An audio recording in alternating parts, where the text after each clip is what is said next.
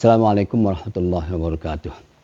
Bismillah, alhamdulillah, wassalatu wassalamu ala rasulillah Sayyidina Muhammad ibn Abdillah wa ala alihi wa sahbihi wa ala.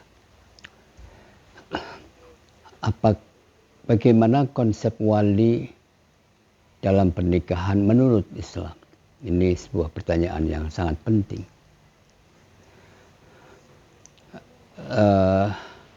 Sebelum kita memutuskan sebuah konsep hukum tentang ini, kita harus terlebih dahulu memahami apakah wali itu, apakah yang kita definisikan itu.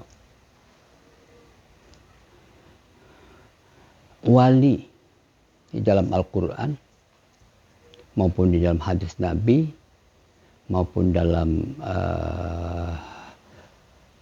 istilah bahasa Arab itu mengandung sejumlah makna. Kalau boleh disebutkan dalam konsep Indonesianya, intinya adalah penanggung jawab. Orang yang menolong, orang yang mengasihi, orang yang mengatur. Gitu.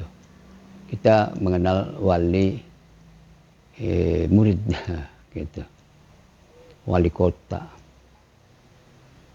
Nah, dalam konteks pernikahan, wali adalah siapa saja yang mempunyai kekuasaan yang bertanggung jawab atas orang lain yang di bawah kekuasaan atau yang harus dilindungi, ditolong maupun dibantu. Oke. Nah, seperti kita ketahui di dalam relasi antar manusia, laki-laki dan perempuan, maka kita mengenal relasi patriarkis, begitu bahasa kitanya. Artinya laki-lakilah yang mengelola kehidupan ini. Kehidupan sosial, kehidupan di dalam rumah tangga, kehidupan dalam ruang publik politik, itu dalam konsep yang kita baca di dalam teks-teks keagamaan, pada umumnya mengacu kepada sebuah ayat Ar-rijalu qawwamuna 'alan nisa itu. Kata-kata ini lalu dioperasionalkan, diterjemahkan, ditafsirkan bahwa laki-lakilah yang menjadi pemimpin, penanggung jawab, pelindung, pengayom dalam kehidupan bersama laki-laki dan perempuan. Nah, sampai di sini singkat saja, maka di dalam konsep Islam seperti yang digambarkan secara tertulis di dalam teks-teks keagamaan, terutama dalam bidang fikih,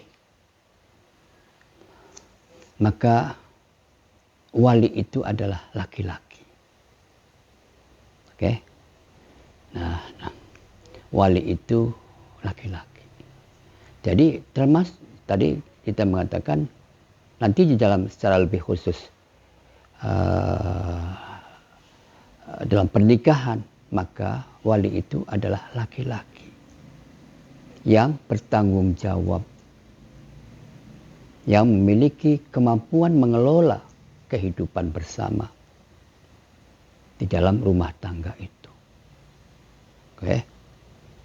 Karena itu nantinya akan muncul satu konsep di dalam hukum Islam. Perempuan itu dalam segala tindakannya, kecuali untuk dirinya sendiri. Maksudnya bertindak sendiri.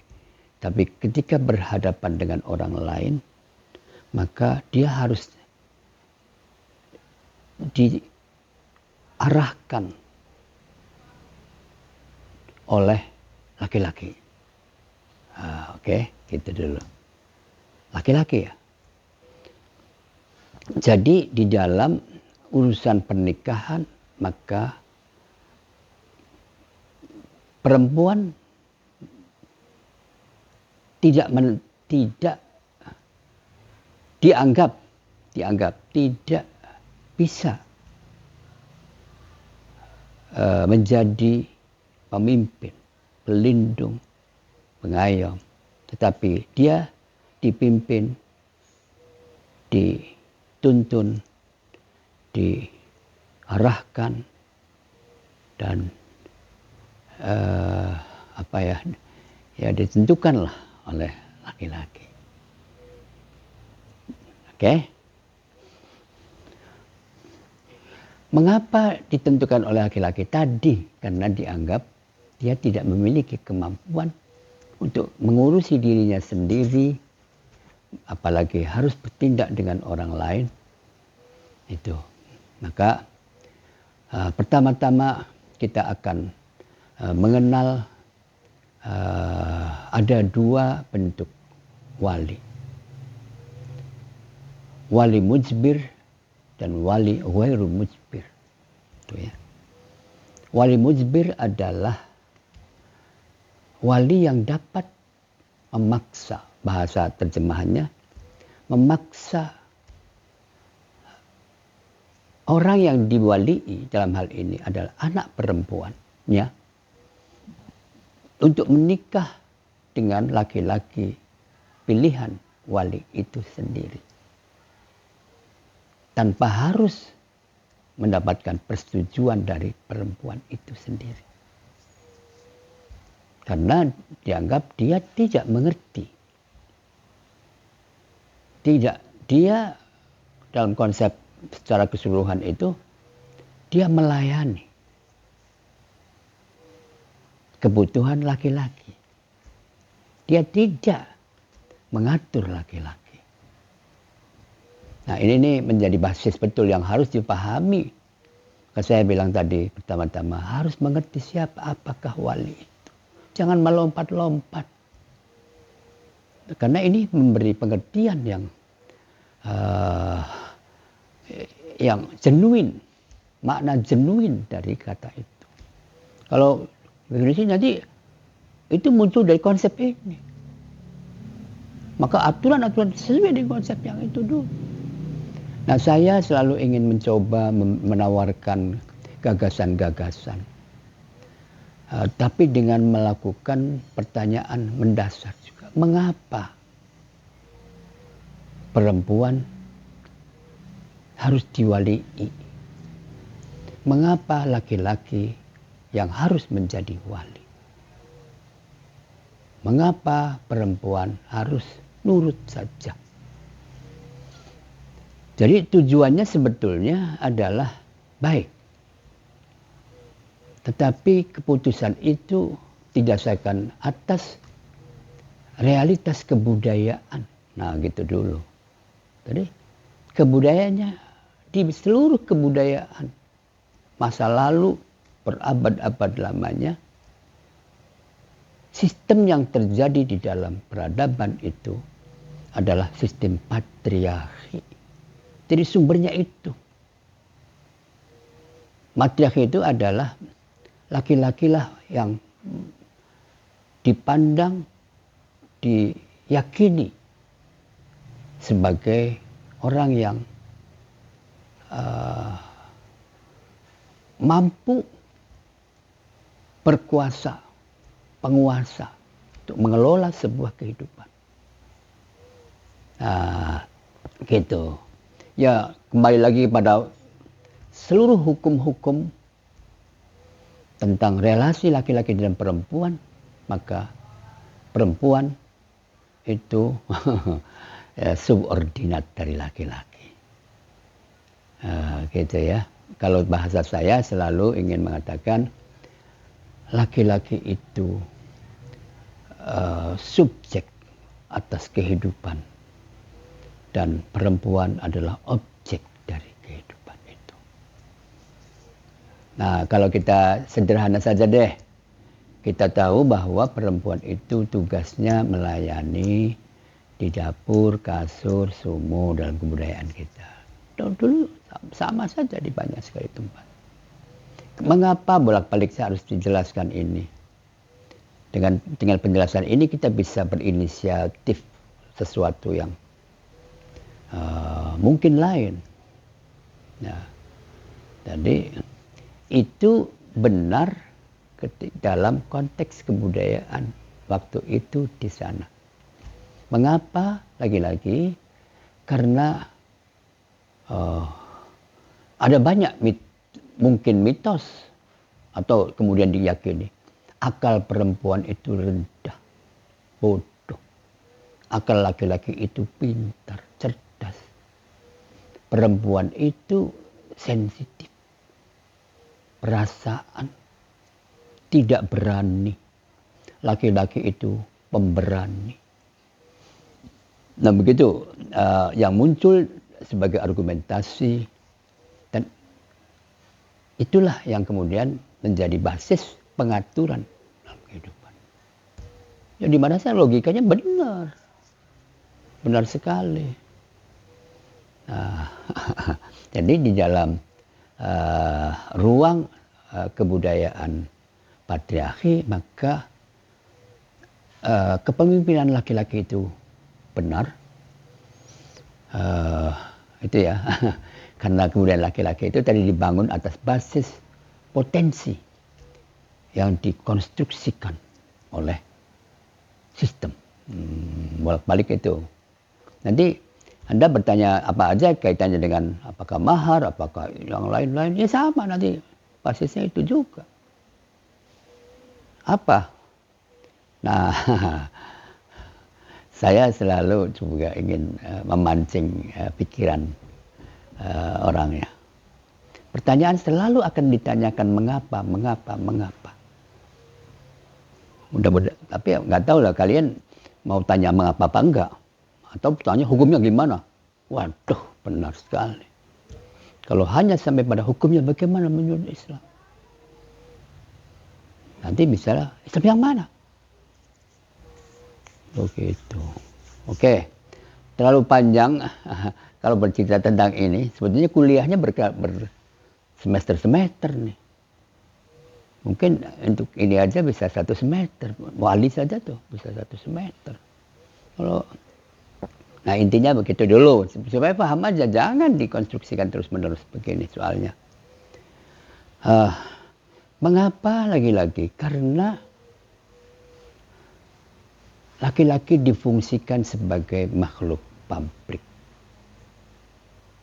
Nah, perang terus masalahnya menghadapi. Perempuan diposisikan sebagai makhluk domestik karena tidak bisa apa-apa. Jadi tugasnya diatur. Gitu. Karena itu gitu. Kalau bolak-balik selalu akan muncul argumentasi ini. Saya akan selalu menyampaikan ini. Konstruksi sosial lah yang menciptakan. Kalau digabungkan dengan abangnya nggak bisa, abang tidak pinter, oh ya banyak sekali.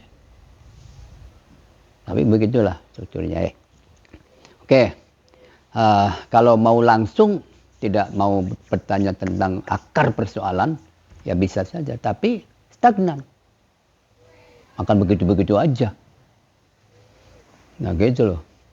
Jadi sampai hari ini undang-undang di seluruh dunia itu masih tetap mayoritas. Wali itu adalah laki-laki. Wali mujbir yang bisa memaksa mengawinkan anak perempuannya tanpa harus mendapatkan persetujuan atau izin dari perempuan itu sah. Namanya wali mujbir. Begitu. Dan itu hanya pada, semacam ini pendapatnya nih, Imam Syafi'i, yang menjadi wali mujbir adalah bapak. Kalau tidak ada bapak, maka kakeknya. Bukan selain itu. Jadi, diam-diam aja kawinkan. Oke ya. Nah, itu saya pernah menyampaikan sebuah gagasan yang mungkin aneh di dalam sebuah seminar internasional di Bogor. Hukum keabsahan seorang wali mujbir itu dipersyaratkan. Nah, satu adalah sepanjang antara anak perempuan dengan calon suaminya tidak bermusuhan. Tuh, bukan kebencian. Tidak dalam kondisi membenci. Satu. Yang kedua, juga tidak ada permusuhan antara bapak dengan anak itu sendiri. Nanti saya contohkan. Oke. Yang ketiga, calon laki-laki itu adalah kufu, sebanding. Nanti bicara kufu lagi, panjang lagi bicara kufu itu. Anda tanya, kufu itu apa? Ukurannya gimana? Panjang, ya panjang. Misalnya anak kiai dengan anak kiai, pedagang dengan pedagang. Kayak gitu-gitu. Anak pejabat dengan pejabat. Gitu-gitu deh, kira-kira sesuai. Tapi ya apakah harus atau tidak itu persoalan lain lagi aja. Tapi ukurannya keselarasan, kesesuaian lah. Yang keempat adalah bapak itu mengetahui bahwa calon suami anaknya bisa membiayai. Bisa membiayai anaknya. Yang keempat adalah empat atau tadi berapa sih? Ya. Yang lainnya sih harus ada mahar gitu lah. Ya, mahar nanti bicara maharnya seberapa itu urusan yang lain lagi. Nah, jadi dalam keadaan permusuhan, maka pemaksaan itu, mujbir itu maksa, maksudnya dalam konteks terjemahan bahasa Indonesianya, wali yang bisa memaksa. Itu tidak sah. Nah, pandangan saya ketika di dalam seminar internasional itu, ada dua istilah yang juga dimaknai sebagai memaksa. Nah, saya sebetulnya ada tiga, tapi oke deh, yang dua saja, yaitu ikroh dan ijbar. Gitu. La ikroh fiddin misalnya. Kita menafsirnya, menerjemahkannya, tidak ada paksaan di dalam agama. Wali mujbir, wali yang memaksa juga. Nah, begini, kalau begitu, saya bilang keduanya berbeda secara esensial. Menarik lagi aja, saya bilang perdebatan di antara kita itu sebetulnya akar dari pemaknaan atas satu kata. Begitu. Bisa berbeda. Nah, indikator saja. Wali yang memaksa dengan makna ikroh. Itu kalau misalnya anak itu, perempuan itu diberitahu bapak mau mengawinkan dengan itu. Ya misalnya. Lalu perempuan itu lari. Masuk kamar. Boykot nggak makan. Gitu. Kunci kamarnya. Maka itu namanya ikroh. Ikroh. Dia menolak sama sekali. Gitu. Sebetulnya aslinya begitu. Namanya ikroh. Dalam kondisi ini, para ulama mengatakan tidak sah. Sebetulnya begitu. Nah, itu, wali mujbir itu ada di dalam mazhab Syafi'i loh. Mazhab Syafi'i. mazhab Syafi'i yang kita kenal itu. Uh, kalau mujbir, ijbar, itu maknanya anak yang itu tidak keberatan, tapi dia tidak bisa merespon. Merespon artinya senyum, diam aja. Nah, itu sudah cocok. Itu bukan memaksa. Ijbar itu di situ. Tadi kan tidak ada permusuhan dengan laki-laki yang akan dijadikan suaminya. Tidak ada kebencian terhadap orang tuanya. Calonnya kufu, sesuai lah. Yang ketiga, cukup bisa memberi nafkah. Tuh, itu ya. Nah, ini harus difahami betul nih, karena ini jarang sekali. Yang terjadi justru orang tidak tahu anaknya kawin aja dianggap sah. Karena pemaknanya tadi. Itu yang saya bilang, begitu saya menyampaikan itu dengan aktivis perempuan dari Pakistan waktu itu, terkenal. Saya kira juga dengan ahli gender di Indonesia, Kiai. Itu dengan beberapa. Itu kemudian setelah itu banyak wartawan tanya, kok bisa begitu, dari mana? Oke. Ya, oke deh. Jadi maksud saya adalah pemaknaan wali mujbir itu sesungguhnya laki-laki, suami, bapak atau kakek sah boleh atau ya menikahkan anak perempuannya dengan laki-laki yang dia pilih, asalkan perempuan yang akan dinikahkan itu tidak keberatan. Tadi ada argumentasi hadisnya. Sebetulnya di sana ada, nanti diceritakan. Wa idnuha somatuha, sukutuha. Jadi kalau diam itu berarti setuju.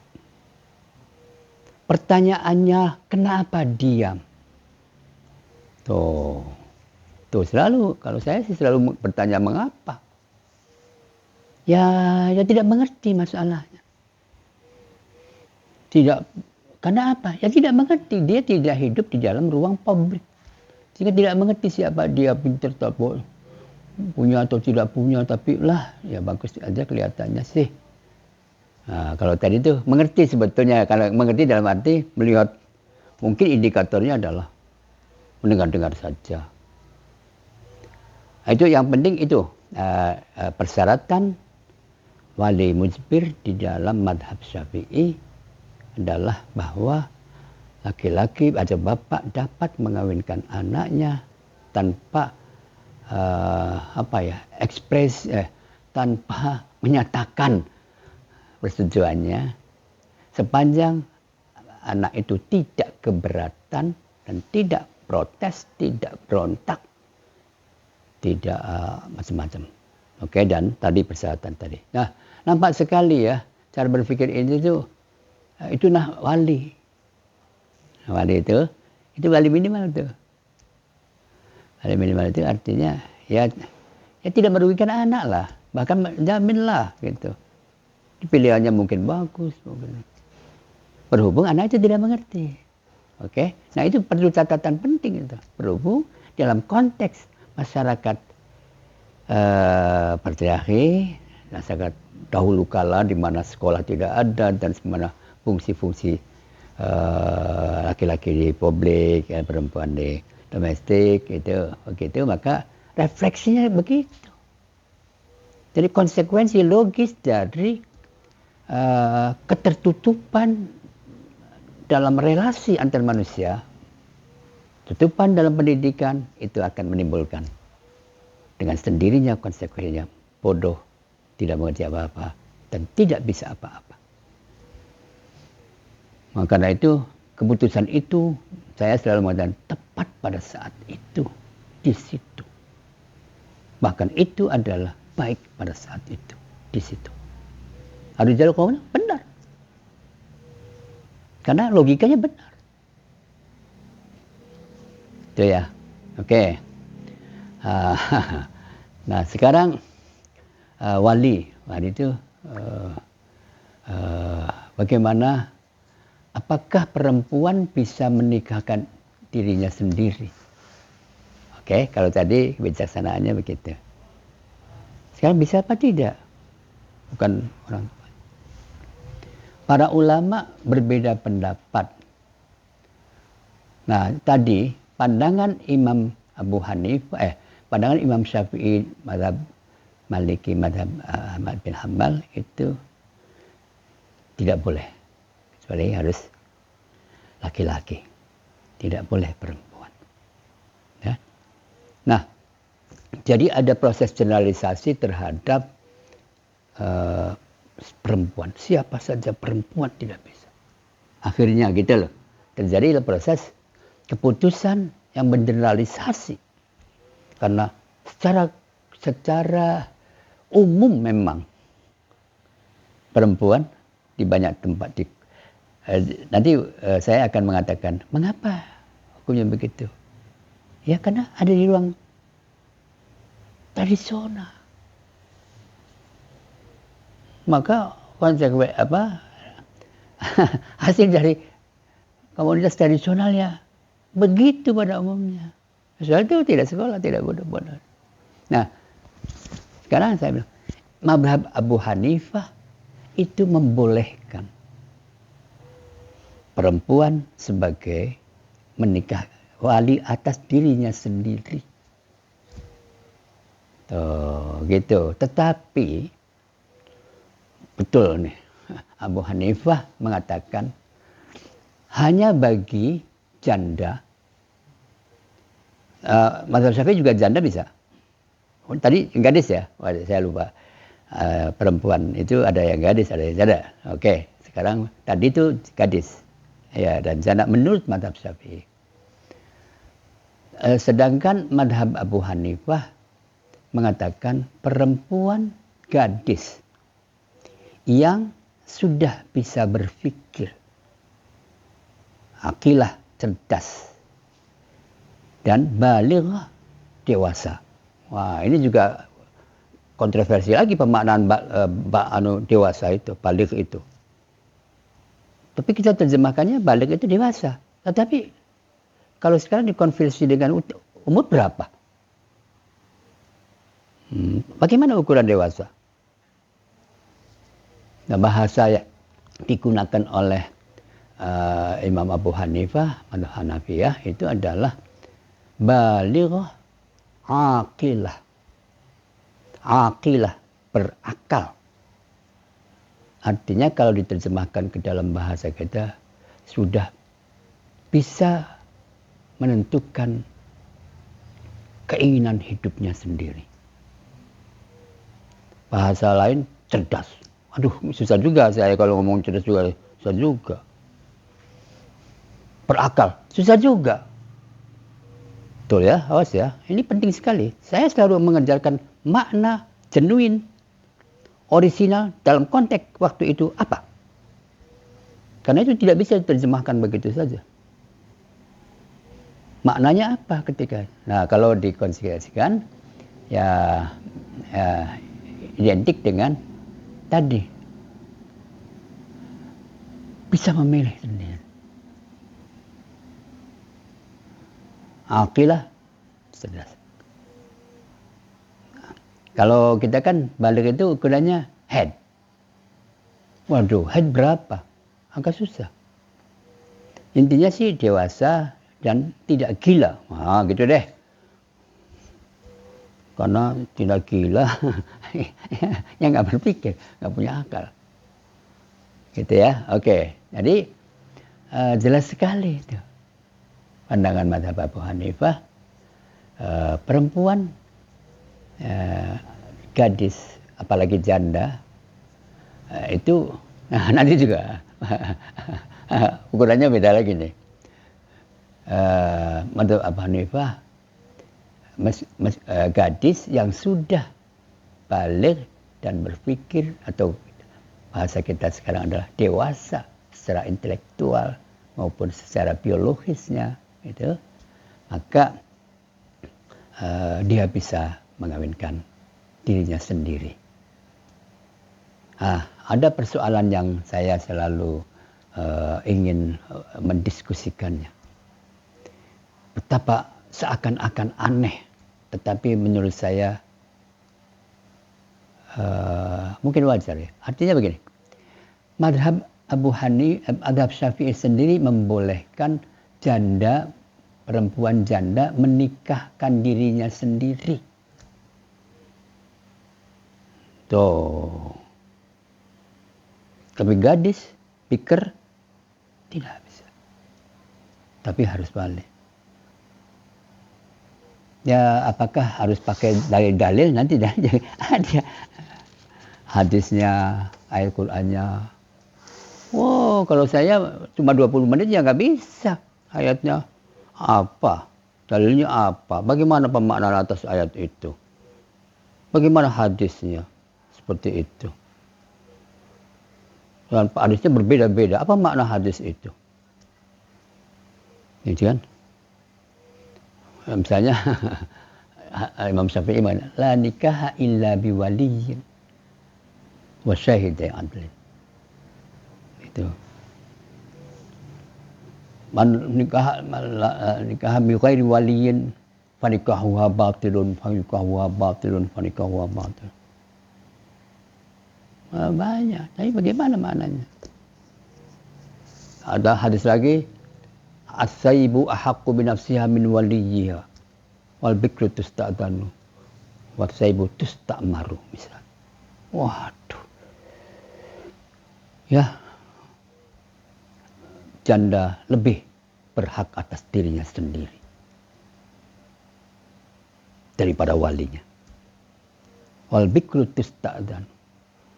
Tadi tidak nikah kecualian juga untuk gadis. Terus tak diminta. Tapi katanya itu adalah ya baik saja gitu loh. Oh, pemaknanya macam-macam tuh. Tuh kan kalau ente nggak setuju kan, terus tak kan berarti diminta izin. Berarti kudu ngomong. Tapi dalam konteks masa lalu, ya itu sih sopan santun saja. Sebaiknya saja. Gitu loh.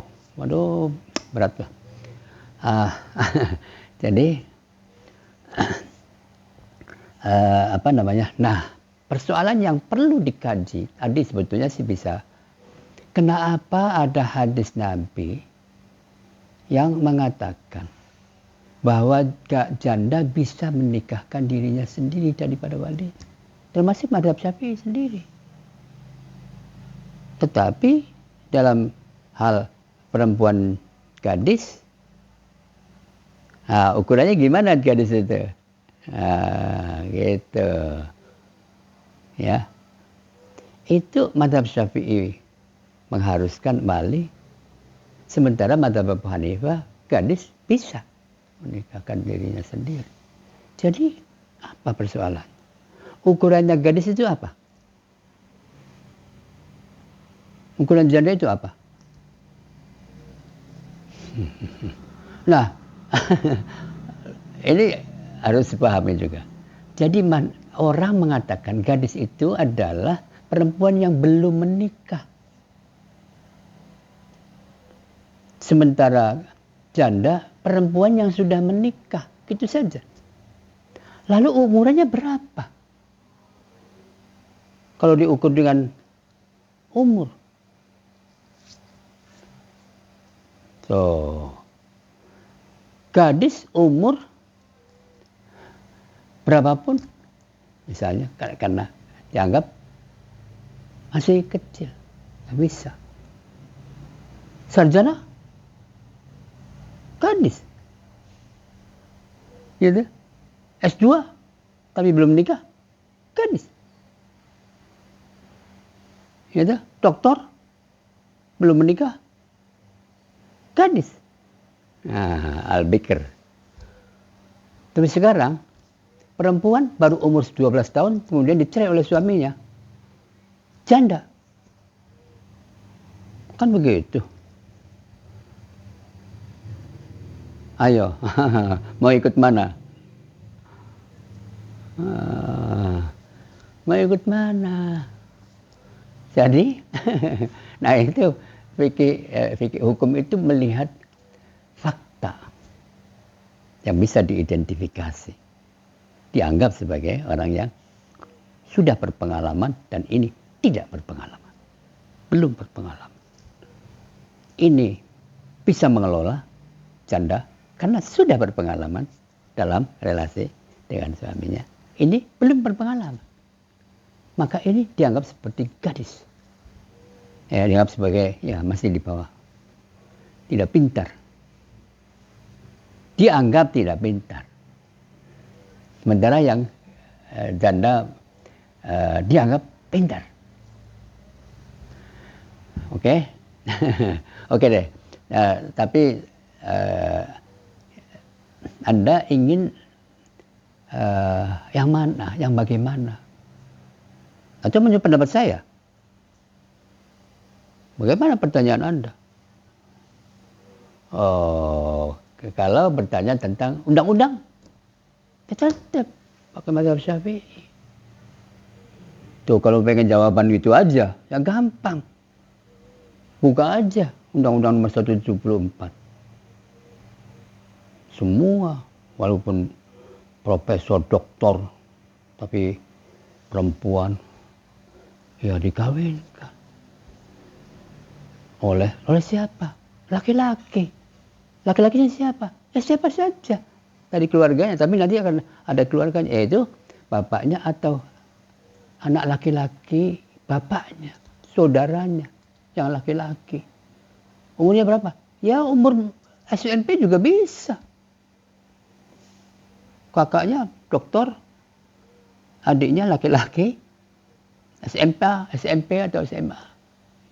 Ibunya ada, bapaknya tidak ada, bisa. Itu siapa emang?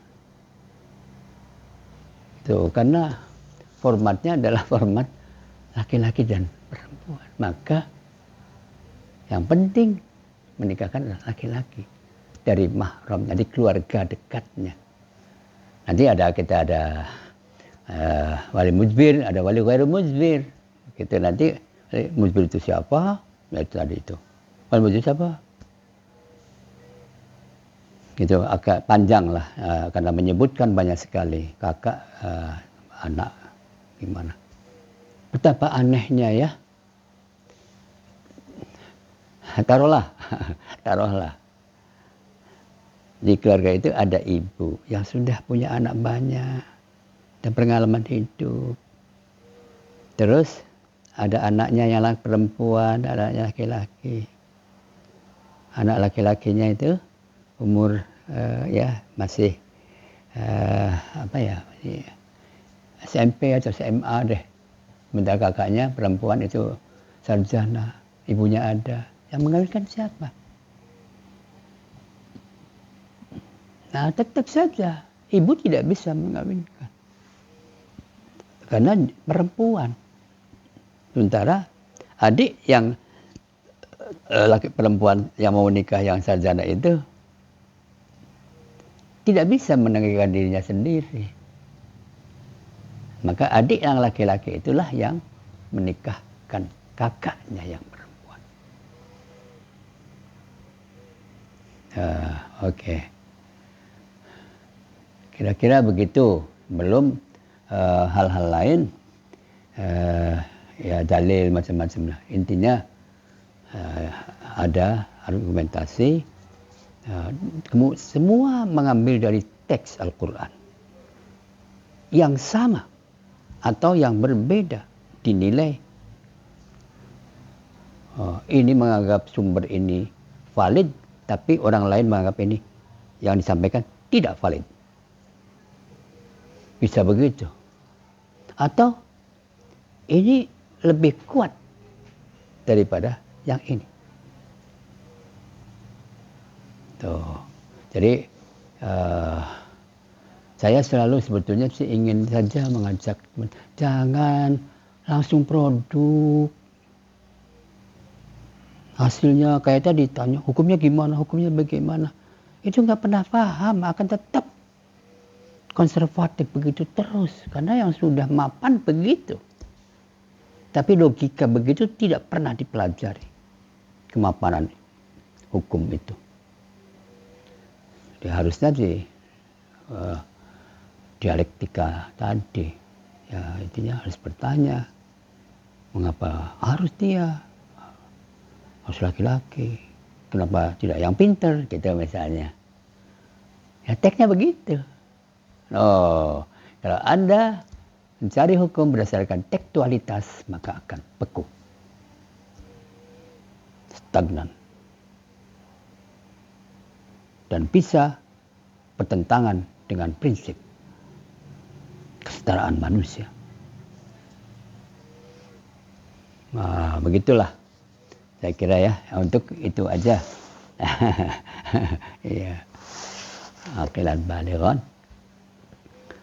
Nah, jadi kesimpulannya, wali di dalam pernikahan dalam masyarakat Muslim di Indonesia sampai hari ini, bahkan juga di beberapa negara yang ya semuanya bermadhab, bahkan termasuk pada Abu Hanifah sendiri, meskipun sebetulnya Abu Hanifah bisa berbeda, itu tetap yang menikahkan adalah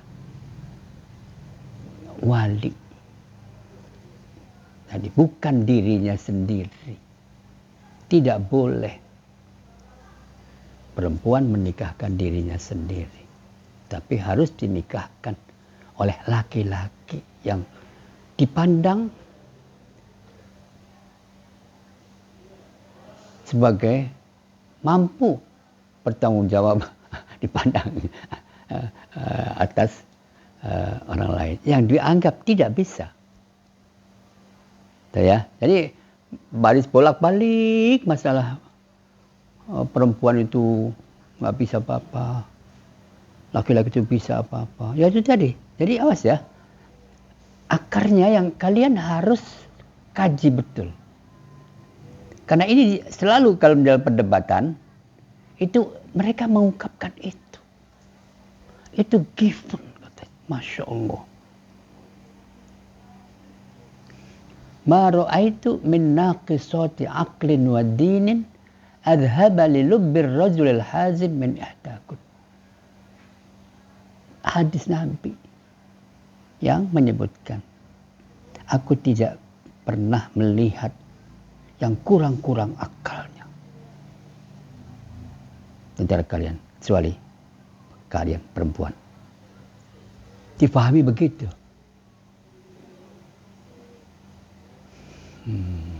Ya, bagaimana kita menganalisis, kata faktanya begitu sih waktu itu, mayoritasnya begitu. Nah, jadi kajian tentang akar dari persoalannya itu, apakah laki-laki dan perempuan itu setara atau berbeda dari sisi mana, yang kodrat atau yang konstruksi. Saya kan sudah berkali-kali menyampaikan doktrin, hanya beda tubuh, bukan potensi. Potensi itu dibentuk oleh sistem. Begitu aja. Nanti kalau ngaji begini, itu lagi nanti asik. Argumentasi itu pasti akan terjadi karena semua masih diskriminatif. Aturan-aturan hukum di Indonesia termasuk Undang-Undang Perkawinan 174. Gitu? Iya. Makasih. Saya kira begitu, sekedar wawasan ya, sekedar pandangan lah. Itu yang ada di dalam teks-teks keagamaan kita. Begitu keadaannya. Ada peluang, yaitu tadi mazhab Abu Hanifah sebetulnya memberi ruang kepada perempuan untuk menikahkan dirinya sendiri, asal sudah bisa bertanggung jawab atas dirinya, bisa pintar, bisa memilih. Itu aja. Karena Karena intinya di situ sebetulnya. Terima kasih. Kurang lebihnya mohon maaf. Assalamualaikum warahmatullahi wabarakatuh.